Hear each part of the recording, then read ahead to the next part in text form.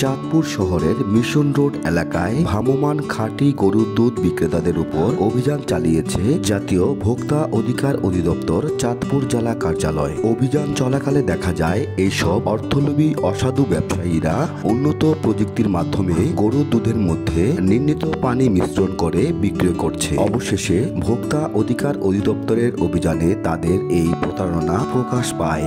সাধারণ মানুষকে বোকা বানিয়ে এমন প্রতারণামূলক ব্যবসা করার অপরাধে অভিযুক্ত দুধের ব্যবসায়ীদের ৫,০০০ টাকা জরিমানা করা হয়। অভিযানের নেতৃত্ব দেন ভোক্তা অধিকার অধিদপ্তর চাঁদপুর জেলা কার্যালয়ের উপপরিচালক নূর হোসেন।